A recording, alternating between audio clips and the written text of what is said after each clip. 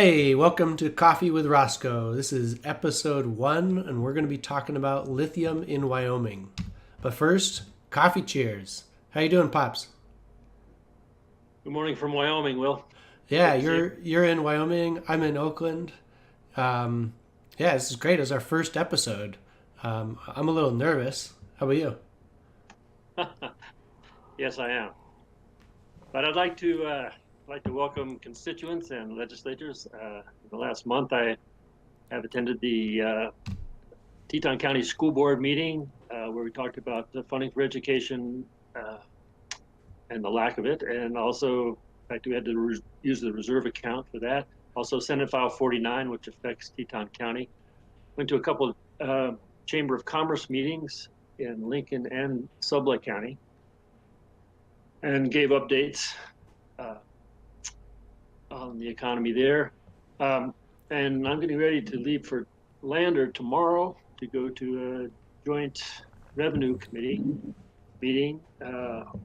And the agenda shows us talking about tobacco taxation, and then we'll review a bunch of revenue bills, such as the National Retail Fairness Act, House Bill 220, and we'll talk about school funding revenue, that bill, and some sales tax and lodging tax bills as well.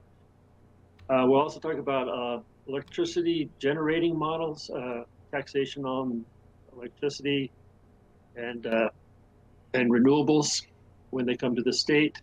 Uh, and we'll listen to the Department of Revenue talk about the raising of property tax valuation and personal property tax reporting. Next day, we'll hear more from the department, uh, and we'll talk about the efficient revenue collection system. We'll go over oil and gas reporting issues that we've had. We'll talk about statements of consideration and the state fiscal structure. Wow, Yeah, sounds really, really that's a lot. engaging. That's a lot. It's a lot to cover, but we'll go into impact more when I come back. Yeah, I'll you also mentioned that this is sort of a unique meeting where the Senate and the House get to meet together. Yeah, it's great. During session, we just meet by ourselves. We have one or two joint committee meetings, but it'll be great. It'll be great to see fellow committee members again after the intense legislative session last time. Cool. Well, yeah, we'll get your updates next week. Yeah, But this episode, we are going to talk about or try to answer the question of does it make sense to mine lithium in Wyoming? And I did just some summary research to try to highlight the broad strokes the answer to this question. So first, why does the world want lithium? Primarily, it's batteries, lithium-ion batteries. They're also lithium is also used in ceramics and glass, but as electric cars and utility batteries are developed, we need more lithium. So here's the price of lithium as the red line and the total produced tons as the blue bars. And you can see that lithium production really took off after we started using lithium ion batteries in the cell phones in the 90s.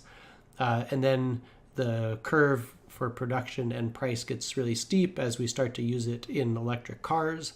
Electric car batteries are, hundreds of times bigger than the cell phone batteries, and then even bigger batteries are starting to be used on utility grids to try to shave off the peak electricity demand so that we don't need to build generating capacity to meet those needs. So for the foreseeable future, we see a growth in the demand for lithium. So how is lithium actually mined? There are two ways, but the primary way is brine extraction. And so this happens where water is pulled up from underground that contains a small amount of lithium in the brine, and then it's dumped into these evaporation ponds, and it's let sit there for up to 18 months. And during that time, the concentration of that brine becomes greater and greater, so that when you actually need to refine that lithium, you actually have what you want. So this happens primarily in super arid climates, because if you don't have an arid climate and the rain comes, you have to wait just a really long time for those ponds to evaporate the rain that just diluted your lithium. So this happens in the deserts of China, Argentina, Chile, and a couple other places. But the other way is an open pit mine, but you need much higher concentrations of lithium in the hard rock because you can't evaporate rock, essentially. But the Wyoming legislature funded this great survey in 2015, which took all the samples from various federal and state institutions and combined it into a single report to try to answer this question of, does it make sense to mine lithium? And they set the sort of bar for an interesting sample if it has a lithium content of 90 parts per million or more. And there were a couple samples of 90 parts per million or more that we'll get into in just a second. But these samples come from rivers and streams. They come from produced water, so the water coming up from oil and gas wells. They did soils, streams and marshes, groundwater, sediments, and rock samples. So it's 26,000 samples, and they combined it into a single report. So the interesting ore deposits were primarily in the Black Rock Mountain, which is west of Casper. And there was one sample that had a parts per million of 7,000, which is right in the range of several lithium mines that are in production around the world. But it was only one sample, and other samples nearby were much lower than the other production mines around. And so it's unlikely, due to the small size of this concentrated deposit, that it would be viable. In terms of brine from produced water, there were 10 samples that had levels higher than 90 parts per million, but none of them except one were able to sort of be independently confirmed. The one sample comes from a 12,000 foot well in the Rock Springs uplift, and it had a parts per million of 104, which is half of what they're seeing in Nevada, and an order of magnitude lower than what they get in China, Chile, and Argentina. And also the wells in those other places are in the sort of 100 to 300 foot deep range, whereas this was 12,000, so it adds additional extraction costs.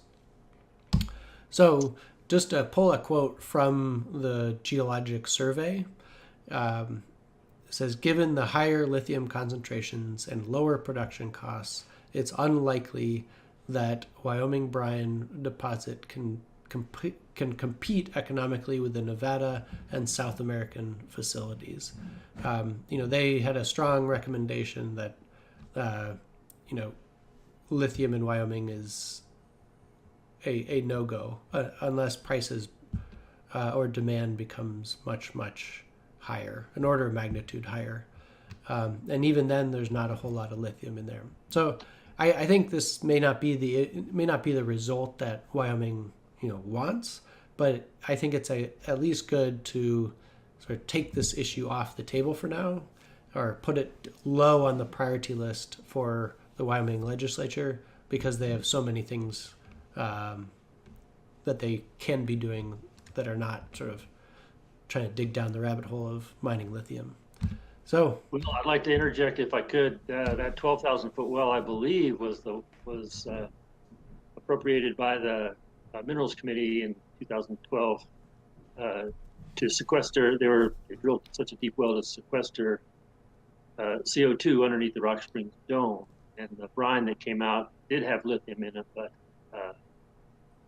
the study hadn't been done. So that's great information to know. Yeah, yeah. And then I think from that one well, there was this whole Business Insider article that came out that was very, very optimistic about lithium mining, but it was sort of unsubstantiated other than that one well. And I checked with one of the geologists that worked on that was quoted in that article, and he agreed that it was overly optimistic. Yeah, that got my hopes up as well.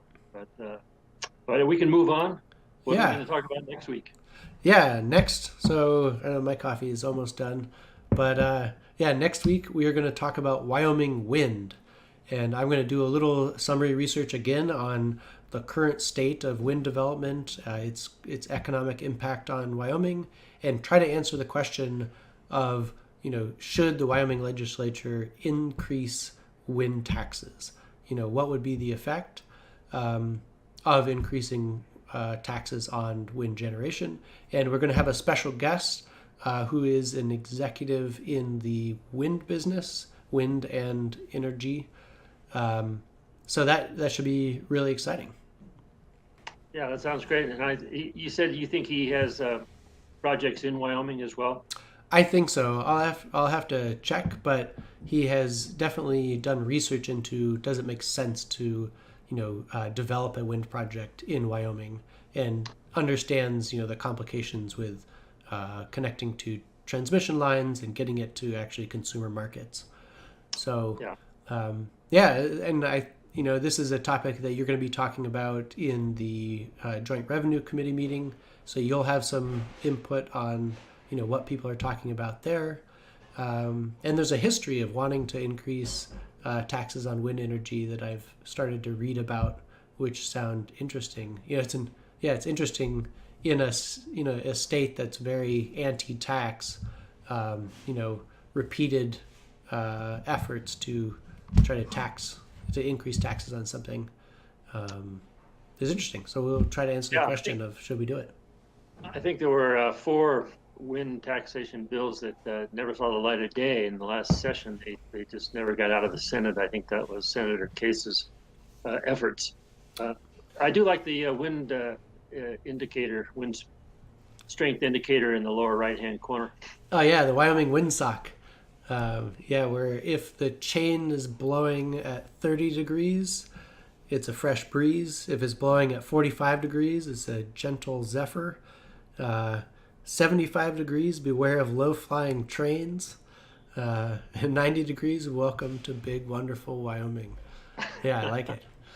Yeah, I mean, it should, it should just, that sound of that change should just sound like money for the state and for the landowner. But anyway, hey, great having coffee with you, Jim. We'll have another episode next week. And if you would like to get the new episode on Thursday morning so you can have coffee with us, go to coffeewithroscoe.com and enter your email, and we'll send you an email when the new episode is ready. Great. Take care of my 2 grandsons for me. Yeah, I will. Keep them out of trouble. Great. See ya. See you later.